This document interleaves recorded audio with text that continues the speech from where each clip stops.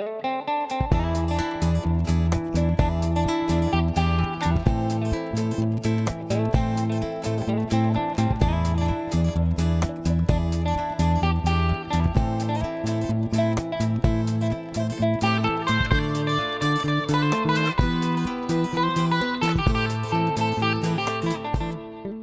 les makers, CrazyDouble avec aujourd'hui une petite vidéo sur l'art d'accommoder les restes, je vais dire. Donc récemment j'ai travaillé sur une powerbank voilà, en recyclant des accus Li-ion d'ordinateur portable en fait à une batterie d'ordinateur. Donc j'avais massacré ça avec le plus grand acharnement possible. Donc voilà, on avait ce genre de petits accus en fait à des 16850, donc les accus standards Li-ion. Pour vous rappeler un petit peu le projet, on était ici en fait sur la petite powerbank pour moins de 5 euros. À savoir que là on utilisait voilà, une coque qui était toute faite. Là je vais vous proposer en fait une méthode pour fabriquer une powerbank au format que vous souhaitez. Voilà, moi je suis parti sur les 4 qui me restaient. En fait, j'ai massacré 2 batteries de 6 accus chacun, donc j'obtenais 12 accus, j'en avais besoin de 8, donc il m'en restait 4. Donc powerbank à 4 éléments. Voilà, donc là pour l'occasion, j'ai dû designer les pièces. Donc à savoir que récemment, vous avez pu voir que je me suis mis à Fusion 360, qui est un excellent logiciel pour designer des pièces. Je vous ai proposé pour le moment une vidéo. Là je vous montre directement la pièce terminée parce qu'il y a quand même pas mal de travail dessus. C'était un petit peu compliqué de faire un tutoriel là-dessus.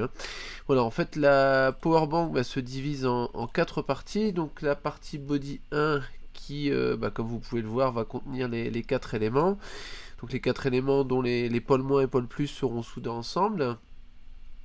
Donc j'ai prévu 4 petits trous sur le dessus, donc qui on voit sont filetés, pour venir accueillir la deuxième partie. Donc cette partie-ci en fait avec tous les trous qui vont permettre de laisser passer les câbles. Et ici les trous supplémentaires pour venir fixer l'étage supérieur. Donc là-dedans on va venir mettre le petit élément, le boost up module en fait qui va transformer le 3V7 des accus en 5V. Voilà les 4 trous qui permettent de fixer à cet étage là en fait à la partie du bas. L'étage supérieur ensuite, bon, qui est un petit peu plus complexe ici, vous allez voir. Donc on a sur l'avant l'emplacement pour mettre un petit interrupteur, puisque le but ça va être de pouvoir déconnecter les accus du circuit juste en dessous en fait, qui permettait de convertir le 3V7 en 5V pour éviter d'utiliser de la batterie quand la powerbank n'est pas utilisée. Sur la partie centrale ici, on va venir insérer une prise USB tout simplement, qu'on va venir antiquer, c'est comme ça qu'on dit dans le Nord. Donc on va venir enficher plutôt dans cette partie-ci, donc on pourra venir raccorder en soudant les 4 pôles par en dessous. Donc j'ai laissé des petits passages un peu partout pour faciliter le passage des câbles. Donc une entrée de câble ici pour l'alimentation du circuit en dessous, ici l'USB avec un petit trou au fond, et ici en fait on viendra mettre à la verticale un petit circuit de charge, qu'on trouve sur eBay, je montrerai ça de toute façon juste après, avec la prise qui va dépasser sur le dessus. Voilà, on retrouve nos fixation ici. Donc en fait on voit bien le trou de l'étage du dessous, c'est à dire qu'on va venir insérer une tige filetée qui sera vissée dans l'étage inférieur, donc c'est à dire dans les 4 petits trous qui sont ici. J'en ai montré que 3 mais vous avez bien compris. Donc un diamètre un peu plus large pour que la tige filetée passe au travers, et en fait on viendra fixer l'ensemble avec le dernier étage, donc qui est le couvercle, avec 4 petits écrous sur le dessus. J'aurais pu faire différemment, j'ai essayé de faire assez simple, comme c'était déjà une pièce assez complexe, comme vous pouvez voir. Voilà, donc là ici on retrouve au-dessus la sortie pour la prise USB, et puis notre sortie pour la prise de charge. J'ai fait un petit trou également pour apercevoir la petite LED de charge qui est sur le circuit, histoire de voir si c'est en charge ou si c'est chargé. Concernant l'électronique, bon, on va pas aller chercher bien loin, il n'y en aura pas pour des fortunes. Les petits interrupteurs, voilà, après, bon, je vous invite à chercher un petit peu, en Chine par exemple, où vous allez payer les choses 10 fois moins cher qu'en France. Voilà, donc le petit interrupteur de base qui va bien. La petite prise USB, donc en type A femelle. Voilà, qu'on voit bien, voilà, qu'on va mettre par dessus, c'est ce qui permettra de brancher l'appareil à alimenter. Le petit boost-up module, donc ça c'est le module de l'étage juste au-dessus des piles, hein, qui permet de convertir en fait les 3 volts 7 natifs des accus Li-ion en 5 volts, donc tension nécessaire pour l'USB. Voilà, donc ça c'est une chose. Pareil, on peut les trouver moins chers encore, après c'est à chercher. Donc l'avantage de cela c'est qu'ils fournissent 2 ampères. Donc on pourra tout à fait sans aucun problème sur la prise USB souder les 2 petites pattes centrales en fait. Hop, je vais agrandir un petit peu. En soudant ces 2 petites pattes centrales là, on va indiquer à l'appareil qui est branché qu'il peut tirer 2 ampères. Donc voilà, comme le module fournit 2 ampères, on peut souder ces 2 pattes là, il n'y a aucun souci. Donc voilà pour le boost-up module. Et puis le petit module de charge ici. Donc pareil, on peut les trouver moins chers, mais bon voilà, ça vous donne un ordre d'idée. Donc à savoir que pour les 4 accus, il est un petit peu faible. Mais voilà, bon bah le temps de charge sera un peu long. Il y a le hic en fait, c'est qu'il y a un petit peu de chauffe ici et ici en fait, hein, sur la grosse résistance. Et puis ici, je pense que c'est un ampli hop ou quelque chose comme ça. Enfin voilà, ça chauffe un petit peu, donc il faudra prévoir un petit refroidissement. Voilà, donc là, toutes les pièces ont été imprimées. J'avais filmé une première fois le montage, mais en fait, j'ai eu un petit souci, c'est que les vidéos ont été perdues. Elles ont tout simplement disparu. Merci Samsung. Voilà, donc en fait, les pièces, de toute façon, hein, sont là. On a la partie basse avec les accus à l'intérieur, donc ils sont juste soudés sur le bas. Là, j'ai bien isolé, hein, pour éviter les courts-circuits. L'étage supérieur, en fait, où on a le petit boost-up module, donc en fait, qui est là. Qui a été peint également avec les 4 petits tirants, donc de la tige M4 je crois de mémoire. Voilà, donc je les ai scellés avec de l'époxy, la résine époxy en fait, hein, de l'araldite tout simplement.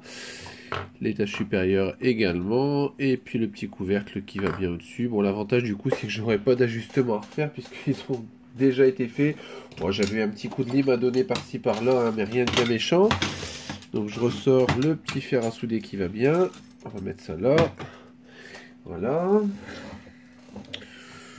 Bon, on va voir, le montage c'est vraiment très très simple. Donc en fait, en gros, on a d'un côté l'entrée. Hop, on va enlever ça. On a d'un côté l'entrée alimentation qui est ici. La sortie de l'autre côté. Donc on comprend bien que la sortie va aller sur la petite prise USB. Sur l'entrée, en fait, on aura le pack d'accu de raccordé et puis également les 2 petits fils de charge. À savoir que le fil plus d'entrée sera coupé en fait et partira sur l'interrupteur sur l'étage supérieur.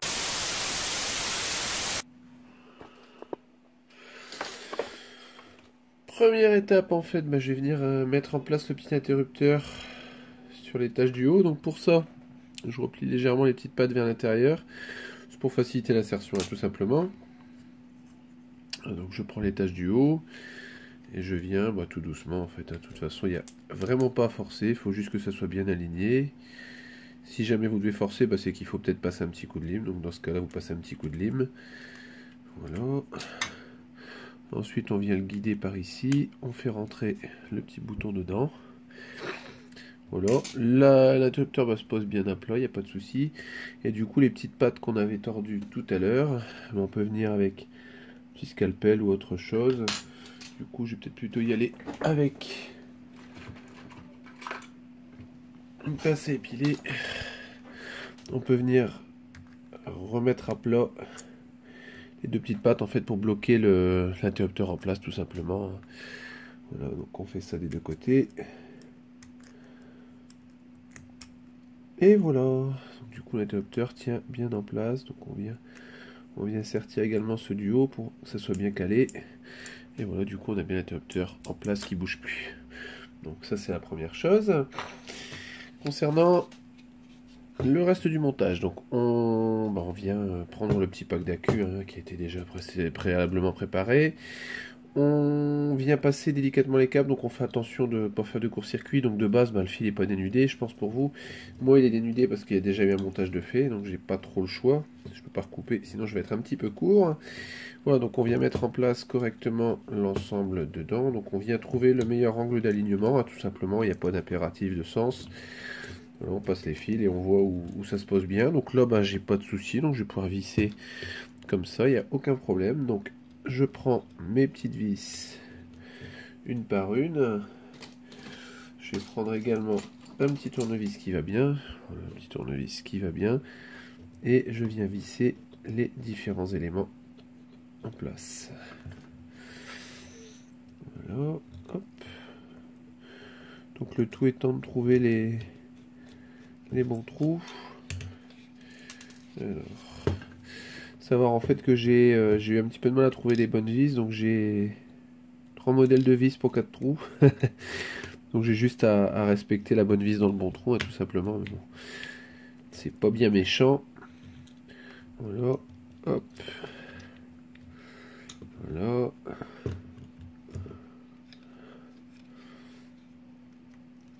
Et la dernière qui va ici. Voilà.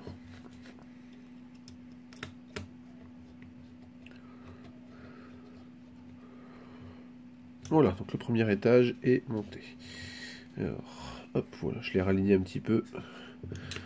Au serrage, je peux redonner un petit tour. Et voilà pour le premier étage. Pour l'étage supérieur, on va commencer par venir souder en fait les fils d'entrée et de sortie d'alimentation.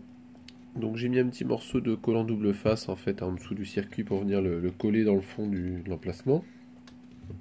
On appuie un petit peu. Après, même si ça tient pas très bien, c'est pas très grave en soi, il n'y a pas de problème. Donc on va venir mettre en place les fils. Donc c'est bien repéré, hein, V1 plus, V1 moins, donc forcément on met le moins sur le moins, le plus sur le plus. Donc ça c'est pareil, c'est pas très compliqué. Donc ce que je fais, je viens étamer correctement le fil. Voilà. Et je viens mettre le moins sur le moins, le plus sur le plus. L'accès n'est pas très évident, forcément. Hein. Sinon ça serait pas drôle. Voilà. Donc on va bien le souder dessus. Même si on fait un pâté, c'est pas très grave de toute façon. Hein. On a de l'espace. Voilà, donc ça c'est bon. Ce qu'on fait également, on vient souder un fil de charge dessus. Donc pour le fil de charge, on prend un petit morceau de fil, même s'il est un peu plus fin, c'est pas très grave, puisqu'il n'y aura pas un gros ampérage de charge, c'est un ampère maxi. Donc c'est pas méchant. Voilà, donc j'ai tout simplement préparé et tamé un fil, hein, tout ça. Ça fait beaucoup tout simplement ça. Hein. Vous avez vu, c'est très simple. Voilà, on vient souder ça dessus également. On s'assure qu'on n'ait pas de court-circuit. Voilà, donc ça c'est bon. Pour le plus, comme je vous expliquais, on vient couper l'alimentation hein, de la batterie. L'interrupteur va servir à allumer ou éteindre la powerbank, hein, plus tout simplement. Donc en fait, j'ai prévu un gros câble hein, de la même section que le câble qui raccorde la batterie à l'alimentation. Et je viens souder gentiment sur le plus du boost-up module. Bon, quand je dis le boost-up module, hein, c'est bien le convertisseur 3V7, 5V. Hein. Voilà. Voilà. Là, de ce côté-ci, pas besoin de mettre le fil de charge, puisque le fil de charge, on le branchera sur l'étage du dessus. Hein, comme on emmène un câble de grosse section, il n'y a pas de problème. Voilà, donc là, tous les fils dont on a besoin sont soudés. Donc je rappelle pas, les deux fils ici, en fait, qui étaient déjà soudés, ce sont les fils de sortie, tout simplement. Donc, ceux qui seront branchés directement sur la prise USB au-dessus. Donc en fait là il y a plusieurs groupes de câbles à passer, le tout étant juste de les passer au bon endroit. Donc moi je vous recommande en fait d'aligner le trou où il y a l'interrupteur avec la sortie plus ou moins, tout simplement parce qu'on va venir remonter les câbles sur l'interrupteur même, donc ça va faciliter énormément la tâche. Donc ce qu'on peut faire c'est regrouper parce qu'il y en a deux jeux de... En fait, on a deux jeux de pattes sur l'interrupteur, donc je vais essayer de l'éclairer un petit peu mieux. Ça va pas être évident. Voilà, en fait, les pattes, il y en a deux jeux, donc on les regroupe et on peut venir les souder ensemble. Voilà, donc en fait, je vais venir tout simplement poser ça et puis venir étamer entre les deux jeux de pattes. Comme on va quand même faire passer de l'intensité, ça permet voilà d'avoir une bonne connexion, je vais dire. Alors, hop, une, N'hésite pas à faire un petit pâté, de toute façon on va venir mettre du gros fil dessus, donc il n'y a pas de souci particulier. Bon là il n'y a pas de difficulté, hein, si ce n'est l'accès, mais bon. Voilà, donc en fait en gros j'ai fait 3 petites boules entre les deux pattes à chaque fois. Comme ça, c'est parfait. Donc pour la mise en place, ben, on va tout d'abord faire rentrer les fils, je vais dire à peu près au bon endroit. Donc ça c'est les fils de sortie, donc qui doivent arriver au centre au niveau de l'USB. Donc il y a tous les petits passages en dessous. Donc bon, après c'est la simple logique. Hein. Maintenant, on fait passer les fils au centre. Le fil de charge, ben, on comprend bien que ça va arriver sur l'arrière au niveau de la charge tout simplement. Les fil d'interrupteur. Alors ce qu'on peut faire si le câble est un peu court, chose que je n'ai pas faite, c'est déjà préparer l'insertion, en fait aligner déjà le boîtier dessus. Comme mes câbles sont courts, sinon je vais avoir un petit problème. Et puis après, bah, l'idéal c'est d'avoir une pince à épiler pour aller rechercher les câbles. Là c'est valable que ce soit long ou court, hein, au niveau des fils, il n'y a pas de souci. Voilà, donc on descend au mieux qu'on peut. Voilà, et on vient tirer nos câbles en place. À savoir que là c'est juste un alignement, hein, si je puis dire. Donc voilà. Ici le petit fil qui est plus court pour l'alimentation, qui vient directement de la pile. Voilà. Hop, ici on va le faire passer correctement. Voilà. Un petit dernier qui est juste là en dessous, le fil blanc. Alors, hop, on va le remonter comme ça, ce sera plus simple. Voilà, donc là nos fils sont bien remontés comme il faut a priori. Du coup, on peut descendre l'ensemble, donc en faisant bien attention, bien évidemment. Donc on s'assure que rien ne bloque la mise en place en fait, hein, du module entre deux. Au besoin, on réaligne un petit peu le petit circuit. On s'assure que le circuit est bien dans son emplacement. Et une fois que c'est fait, voilà, l'ensemble doit bien s'ajuster. Il n'y a pas de souci. De toute façon, ça a été testé. Il n'y a pas de problème. Donc, hop, on vient mettre les fils en place dans leur logement. Donc ici, il y a le fil d'alimentation qu'on va déporter un petit peu. Donc celui qui vient du module, hein, pas celui qui vient de la batterie. Donc celui de la batterie qui est très court en fait, hein, qui est juste ici au milieu, bah, je vais venir le raccorder sur les pattes centrales, sur le lot de pattes centrales ici de l'interrupteur. Donc pour faire ça, j'y vais avec une pince à épiler toujours. Donc je mets un petit peu d'étain sur ma panne. On va dire de bien beurrer l'ensemble. Donc on fait attention de ne pas raccorder à côté, bien sûr. Voilà, donc là c'est soudé. On souffle un peu.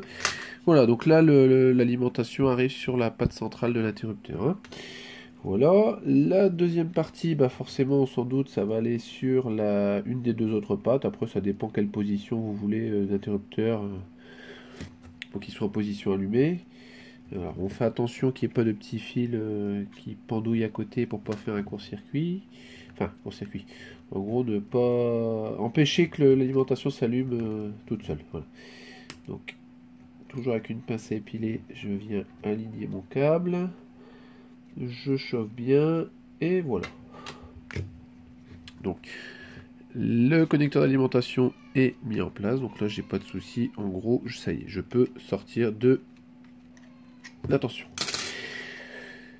Élément suivant, on a notre prise USB qui est ici.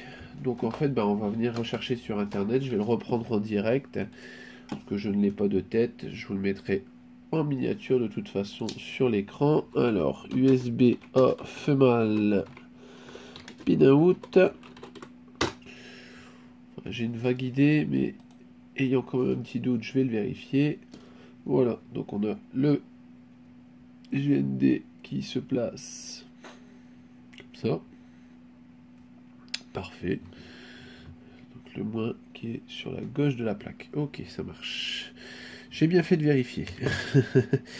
Voilà. Donc on vient étamer d'abord les pattes de l'USB tout simplement. Voilà. Ce que l'on peut faire, c'est venir regrouper les deux pattes centrales et les souder ensemble. Alors ça que je vous ai évoqué le sujet tout à l'heure. Hein.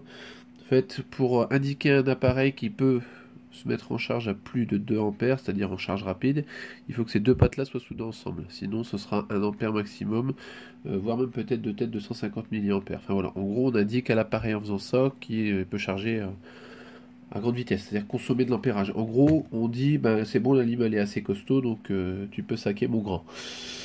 Voilà, pour simplifier. Donc, on met le GND au bon endroit. Donc, en gros, moi, ma masse, hop, j'ai ma plaque blanche, en fait, avec les contacts qui est sur la partie basse. Je mets la masse à gauche. Donc, si je dis ça, c'est bon, il n'y a pas de souci. Donc, voilà, la plaque, partie basse, le fil de gauche. Voilà, donc je fais pareil avec le second fil, donc, qui est un petit peu moins accessible, mais bon, c'est pas bien méchant. Voilà. Donc là, techniquement, mon alimentation, je suis déjà capable de décharger, enfin d'envoyer enfin, voilà, d'alimenter en USB, puisque j'ai mis l'interrupteur et la petite prise USB. Alors, ce qu'il faut faire après, c'est, comme j'ai des fils assez longs, c'est venir les rechercher par en dessous. En fait, hein, j'ai prévu un petit emplacement juste là en bas. Alors, on va pas bien le voir, mais juste là en bas, en fait, j'ai un petit trou où je peux venir faire repasser les câbles. Le trop plein de câbles pour éviter de tout écraser. Donc, ça limite, j'aurais même peut-être dû les engager avant dedans, mais bon, c'est pas bien méchant. Donc voilà, c'est quasiment impératif d'avoir une petite pince à épiler ou une pince Bruxelles très fine pour faire ça, parce que sinon, pour aller rechercher ça dedans, ça peut être assez compliqué. Voilà, donc on fait rentrer ça. J'ai déjà le fil moins qui est passé.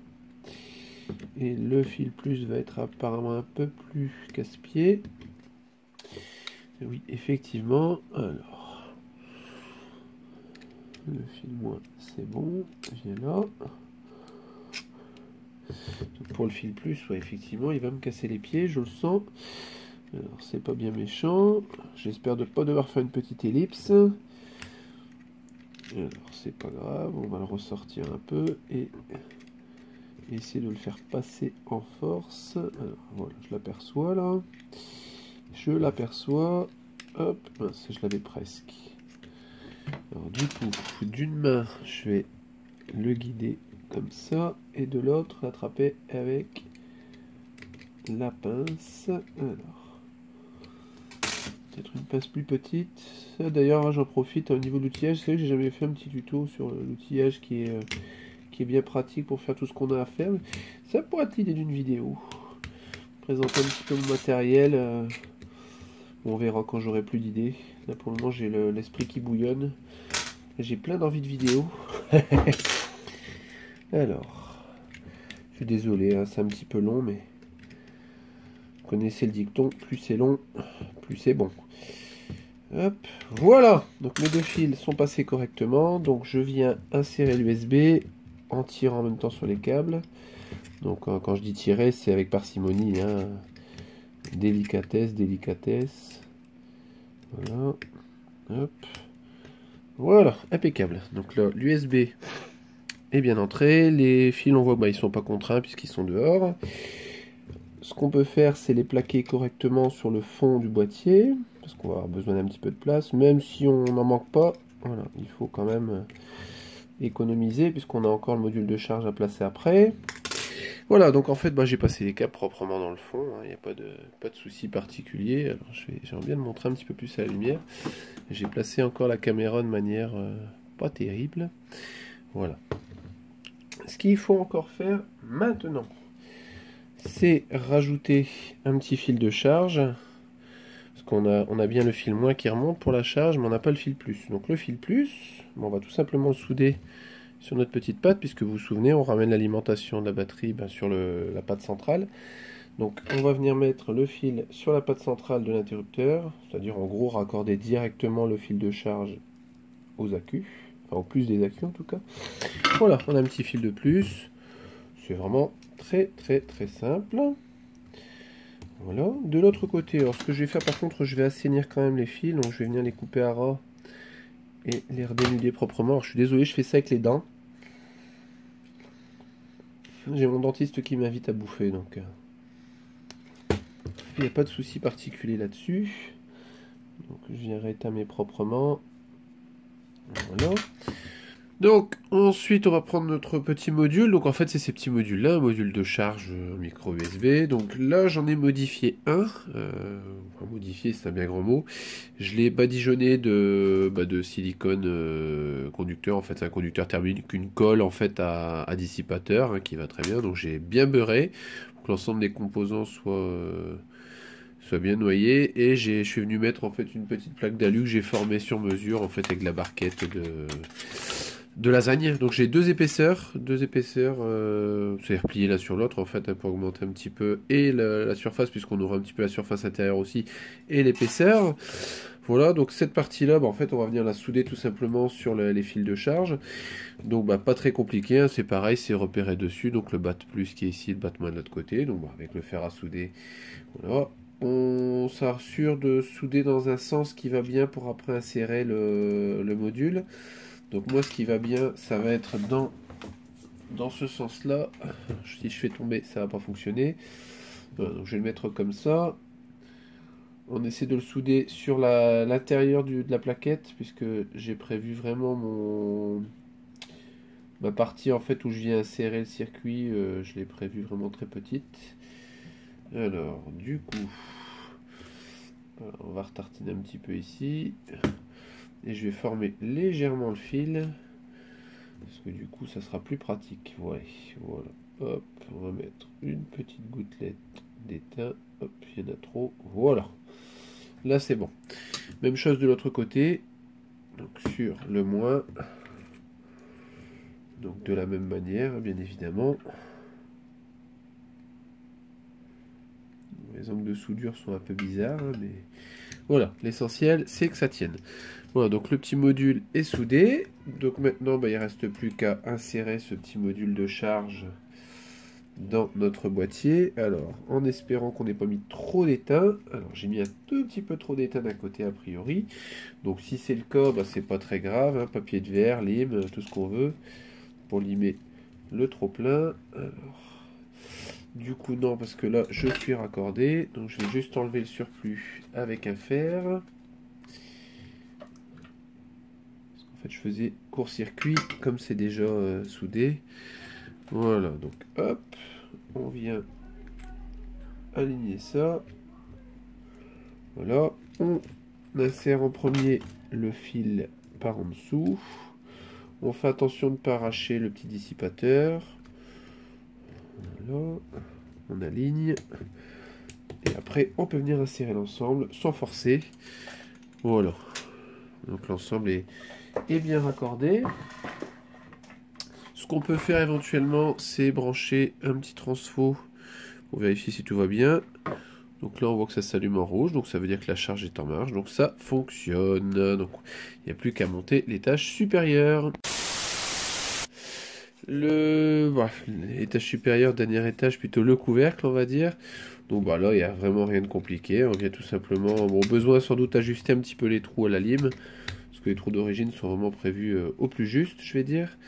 Voilà, et puis une fois que ça c'est fait, en fait on vient mettre tout simplement les petits écrous en place, hein, et puis qu'on vient serrer tranquillement. Voilà, j'en ai que 3 ici, donc je vais en mettre que 3, mais bon, il y en a 4 à mettre, hein, on a bien compris. Voilà, donc la powerbank est complètement assemblée. Hein. Voilà, on voit que c'est plutôt sympa d'aspect. Bon, j'ai encore la petite découpe à faire ici au niveau des vis, mais bon, je vais faire ça avec un petit coup de Dremel après. Donc ce qu'on peut faire, c'est mettre la powerbank en charge et puis voir un petit peu ce qui se passe.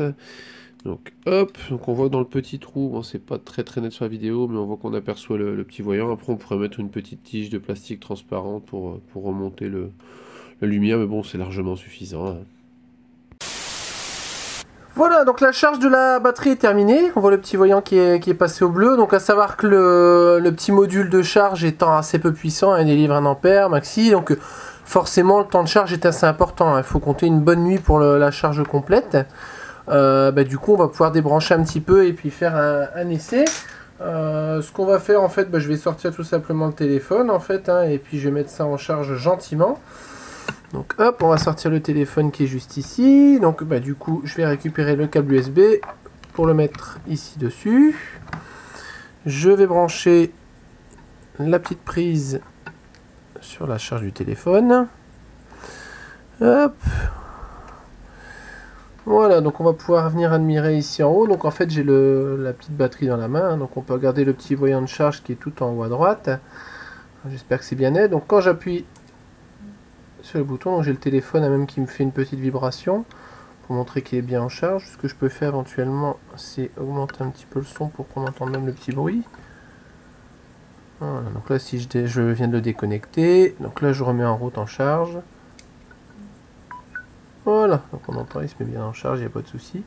Donc à savoir que comme j'ai fait un petit pont entre les deux pattes centrales de la prise USB, j'autorise un appareil à venir tirer du 2 A dessus, et ça tombe bien puisque le petit module fait 2 A en sortie, donc il n'y a pas de souci particulier. Voilà, ce qui conclut cette vidéo tutoriel sur comment réaliser une petite powerbank. Donc je vais vous fournir forcément dans la description les éléments imprimés si vous voulez vous en fabriquer une vous-même. À savoir qu'après voilà le boîtier, bon bah là j'ai designé quelque chose de compact, mais vous pouvez tout à fait faire ça dans n'importe quel autre contenant. Le tout étant après de choisir les bons petits éléments pour la charge et puis pour la conversion en 3V7 5V. Voilà, si vous avez des questions, des commentaires, ça se passe comme d'habitude juste en dessous. Je vous invite à partager, à vous abonner, à liker, et je vous dis à bientôt pour de nouvelles vidéos.